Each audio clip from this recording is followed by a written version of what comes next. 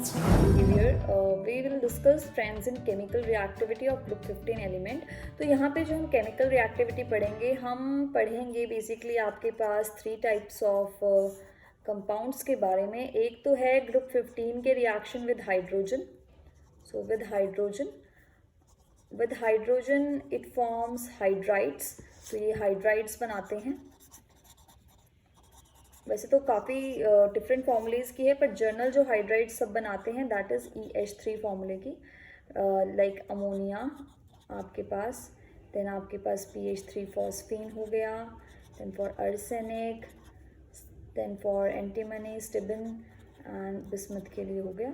तो ये हाइड्राइड्स में पढ़ेंगे हम. सो बेसिकली हाइड्राइड्स के लिए नेक्स्ट जो हम पढ़ेंगे that will be the reaction of group element with your oxygen. तो विद ऑक्सीजन में हम बेसिकली नाइट्रोजन को ही ज़्यादा डिस्कस करेंगे. नाइट्रोजन वैसे बहुत टाइप की ऑक्साइड्स बनाती है, लेकिन जो अगर मैं सब एलिमेंट्स की बात करूँ, so they forms generally the oxides in 2 oxidation states, E2O5 and E2O3. where here it is +3 oxidation state, here the element is bearing +5 oxidation state. And finally we'll discuss with the halogen. Your halogen, that is your fluorine, either chlorine, bromine and iodine. And here we'll be discussing basically again 2 formulas, EX3 where E is having +3 and here EX5. तो ये basically हम इस forms में करेंगे क्योंकि आपको पता है +3 और +5 जनरल ऑक्सीडेशन स्टेट्स हैं. तो हाइड्राइड्स इसमें सबसे ज़्यादा इंपॉर्टेंट है. हाइड्राइड्स और ऑक्साइड्स की बात करें तो सबसे पहले हम हाइड्राइड्स से स्टार्ट करते हैं. Next property is bond dissociation enthalpy. Again ये भी आपके ऊपर वाले से रिलेटेड है. Depends on the stability of EH bond, और वो मैं आपको बता चुकी हूँ कि सबसे ज़्यादा EH बॉन्ड स्टेबल किसका है, अमोनिया का स्टेबल है. तो सबसे ज़्यादा बॉन्ड डिसोसिएशन एंथैल्पी भी किसकी होगी, अमोनिया की होगी. Then for phosphine, then for your arsenic hydride, then antimony hydride, and last comes your bismuth hydride. Means it also decreases. ये भी इस तरफ क्या हो रही है, डाउन द ग्रुप डिक्रीज हो रही है. तभी तो जब बॉन्ड एसोसिएशन एंथैल्पी डिक्रीज हो रही है तभी तो आपकी थर्मल स्टेबिलिटी भी डिक्रीज हो रही है. अब इन दोनों से ही इंटर रिलेटेड एक और प्रॉपर्टी है that is your reducing character. Reducing character की अगर हम बात करें तो रिड्यूस करना दूसरे को, तो रिड्यूसिंग करेक्टर यहाँ पे क्या है, टेंडेंसी टू गिव हाइड्रोजन. जो जितनी जल्दी हाइड्रोजन देगा वो उतना ज़्यादा क्या होगा, रिड्यूस होगा. अब हाइड्रोजन जल्दी कौन देगा, जिसकी स्टेबिलिटी क्या होगी, EH बॉन्ड की वीक होगी. यानी it is inversely proportional to stability of EH bond. So tendency to give hydrogen should be more and it is inversely proportional to stability of EH bond. मतलब जितना weak bond होगा उतनी जल्दी hydrogen देगा और उतना ज़्यादा रिड्यूसिंग करेक्टर होगा. तो सबसे कम वीक बॉन्ड किसका है, बिस्मथ का है. तो रिड्यूसिंग करेक्टर जो है वो डाउन द ग्रुप इंक्रीज करेगा, यानी bismuth hydride will be most reducing. Then comes your antimony hydride, arsenic hydride, then comes your phosphine and at last ammonia. So it increases down the group. तो आपका reducing character जो है वो down the group क्या करता है, increase करता है डाउन द ग्रुप. हाइड्राइड्स के केस में ये इंक्रीज करता है down the group. This decreases thermal stability and of course bond dissociation enthalpy also decreases down the group while this increases down the group. Next, after these 3 properties, next property of hydride we are going to discuss is their basic character. So whenever we talk about the basic character, here we are talking about a Lewis base. We know that we have different definitions of base according to different concepts. So Lewis base क्या होता है, Lewis base यहाँ पे हम Lewis basic character पढ़ेंगे. Lewis base वो होता है जो अपने इलेक्ट्रॉन पेयर को डोनेट करे. It donate its electron pair. So when we talk about Lewis base, यानी अगर आप देखें अमोनिया का केस देखें, ammonia has a shared pair of electron and this shared pair of electron if it donates so it will behave as a Lewis base. Now अब हम बात करेंगे कि अभी हमें पता है कि सबके ऊपर क्या है, लोन पेयर है. जैसे कि मैं बात करती हूँ, यहाँ पे मेरा नाइट्रोजन है.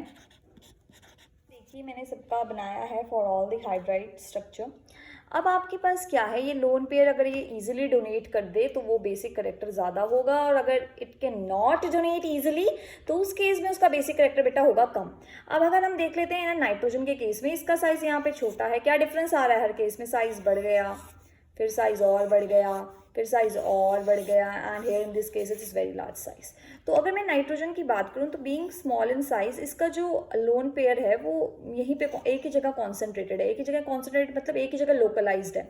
लेकिन जैसे जैसे साइज एटम का बढ़ता रहता है, जैसे बढ़ गया, तो आपका लोन पेयर डीलोकलाइज्ड हो जाता है। डीलोकलाइज्ड होने की वजह से वो फैल जाता है और एक जगह कॉन्सेंट्रेट नहीं रहता। लेकिन डोनेशन के लिए वो एक जगह कॉन्सेंट्रेट होना चाहिए ताकि वो आसानी से डोनेट हो सके। तो इसका मतलब as we move down the group, the atomic size increases and the delocalization of lone pair increases, thus donation of electron pair becomes difficult and Lewis basic character decreases. Down the group, Lewis basic character increases, so the strongest base is ammonia, then your phosphine, then arsenic hydride, then your antimony hydride, then bismuth hydride. This is the trend for your Lewis basic character. You know that all will behave as a Lewis base because यहाँ पे हमारे पास lone pair donation के basis पे हमने basic character explain किया है. Now after basic character we are going to next discuss your now so let us start with the boiling point, our next property. Now case of boiling point I already मैंने आपको पहले भी बताया था कि boiling point depends on the basically size, you can say that size of the molecule, so it depends on the size of molecule. क्योंकि boiling point जितना ज़्यादा size होगा आपके पास उतने ज़्यादा क्या होंगे, वन डर वाल फोर्सेस होंगे और उतना आपके पास क्या होगा, boiling point ज़्यादा होगा. सो boiling point depends on size of molecule and on one डर वाल फोर्सेस. सो अगर आपके पास हम बात करें तो ट्रेंड क्या होना चाहिए बॉइलिंग पॉइंट का कि बिस्मथ का सबसे ज़्यादा होना चाहिए, मतलब ये डिक्रीज करना चाहिए. So down the group boiling point should decrease, it decreases. But यहाँ पर क्या होता है, जो एक अमोनिया है उसका बिहेवियर थोड़ा सा एबनॉर्मल होता है. यानी ऑर्डर तो क्या होता है कि सबसे ज़्यादा आपका बिस्मथ का होता है down the group, then comes your antimony, लेकिन बीच में टपक जाता है कौन, बीच में अमोनिया टपक जाता है, जबकि अमोनिया को सबसे लास्ट में आना चाहिए था. और उसके बाद आता है आपके पास arsenic hydride and then comes your phosphine. However position अगर हम देखें रूल के अकॉर्डिंग अमोनिया की लास्ट होनी चाहिए थी, पर होती क्या है इन बिटवीन. तो ये क्यों होती है, ये क्वेश्चन भी बहुत बार आता है. It is because of the tendency to form hydrogen bond. तो क्योंकि अमोनिया क्या बनाता है, हाइड्रोजन बॉन्ड की फॉर्म में एग्जिस्ट करता है, तो इसका जो स्ट्रक्चर होता है वो पॉलीमरिक होगा.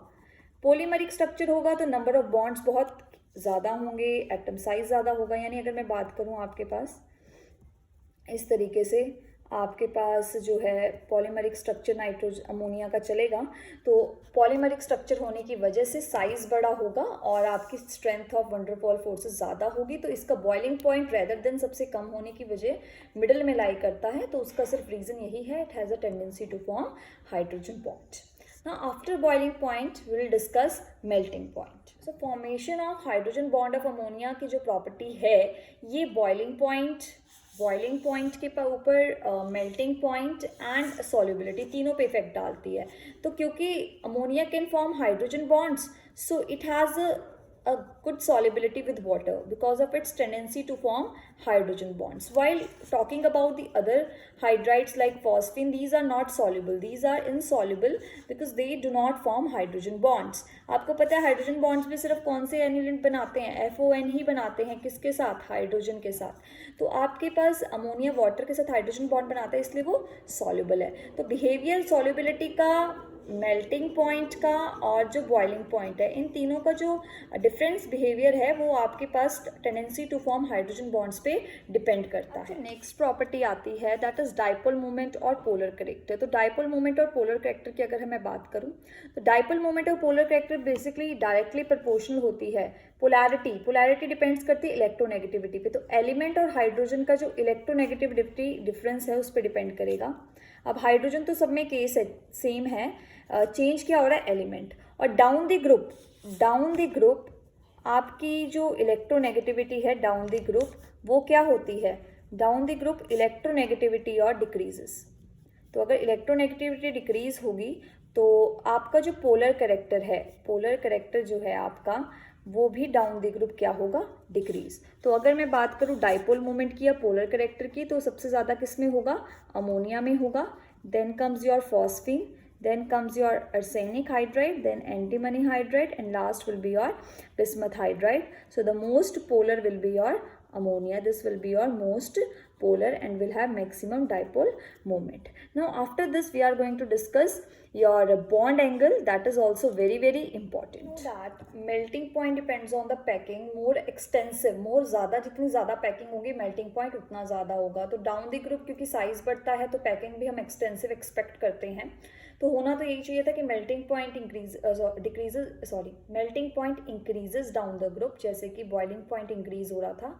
तो एंटीमनी का सबसे ज़्यादा होता है, then arsenic, then phosphine. However यहाँ पर भी अमोनिया का यानी नाइट्रोजन का बिहेवियर थोड़ा एक्सेप्शनल होता है. This is again due to the formation of hydrogen bond. It has a polymeric structure and more extensive packing leading to high boiling point. Our next property is bond angle. तो bond angle of hydrides की बात करेंगे तो उससे पहले देख लेते हैं इनकी हाइब्रिडाइजेशन. सब हाइड्राइड्स की हाइब्रिडाइजेशन sp3 है और शेप है पिरामिडल. तो इनका जो एंगल है वो नॉर्मल टेट्राहेड्रल एंगल यानी आपका 109 डिग्री 25 मिनट से तो कम ही होगा. इस प्रॉपर्टी पढ़ लेते हैं बॉन्ड एंगल. तो सब जो आपकी हाइड्राइड्स है हाइब्रिडाइजेशन की sp3 है, शेप उनकी पिरामिडल है, लेकिन जो उनका एंगल होगा वो आपका नॉर्मल जो आपका टेट्राहेड्रल एंगल है 109.5 डिग्री उससे कम होगा. ऐसा 9.5 डिग्री से कम होगा क्योंकि आपकी जो शेप है उसमें लोन पेयर भी हैं. तो उस वजह से lone pair bond pair repulsions जो हमने वेस्पर थ्योरी में पढ़ा था उससे इसका जो बॉन्ड एंगल है नॉर्मल टेट्राहेड्रल एंगल से कम होगा. Now let us compare the angles of different hydrides. So what we have noticed कि जो आपके पास within period top to bottom angle decrease होता है फ्रॉम 107.8 डिग्री टू बिस्मथ का 90 डिग्री रह जाता है. तो ऐसा क्यों होता है, लेट अस डिस्कस इट. आप देखिए अगर मैं बात करूं नाइट्रोजन और फॉस्फोरस और आर्सेनिक इन सब की, तो हो क्या रहा है, सेंट्रल एटम चेंज होता जा रहा है और change in central atom leads to change in electronegativity. तो यानी नाइट्रोजन ज़्यादा इलेक्ट्रोनेगेटिव है तो शेयर्ड पेयर ऑफ जो इलेक्ट्रॉन है वो इसके बिल्कुल पास पड़े होंगे एज कम्पेयर टू फॉस्फोरस जिसके थोड़े दूर होंगे. तो क्योंकि ये शेयर्ड पेयर ऑफ इलेक्ट्रॉन इसके बिल्कुल क्लोज प्रॉक्सिमिटी में है तो ये पास पास आने की वजह से रिपल्शंस होंगी. रिपल्शंस होने की वजह से जो बॉन्ड है वो स्ट्रेच्ड हो जाएगा. स्ट्रेच होने से एंगल बढ़ जाएगा.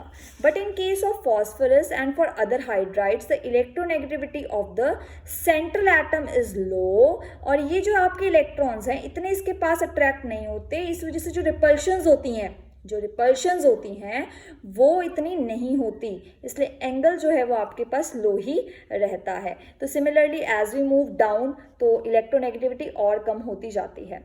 लेकिन इसका जो बेसिकली अगर मैं बात करूं हायर स्टडीज़ में आप जाके ड्रैगो कंपाउंड्स के बारे में पढ़ते हैं जहाँ पर आप ये भी पढ़ते हैं कि ये हाइब्रिडाइजेशन ही नहीं शो करते. लेकिन एज पर 12th क्लास आपके पास यही कंसेप्ट है, आपको यही आंसर लिख के आना है कि down the group bond angle decreases because electronegativity of central atom decreases और tendency to attract shared pair decreases. Thus repulsions between bonding pairs this decreases and as such angle जो है वो आपके पास डिक्रीज करता है. Some of the trends for the hydrides. आप इससे बेसिस अपने एनसीईआरटी क्वेश्चन सॉल्व कर रही है जो प्रीवियस ईयर्स में कॉम्पिटिटिव एग्जाम्स में आए हैं इस टॉपिक से रिलेटेड. अगर आपको कोई डाउट है so please post in the comment section and please catch my next video that will be with compounds of group 15 with oxygen and halogen. Till then take care and stay home, stay safe and like, share and subscribe. Thank you.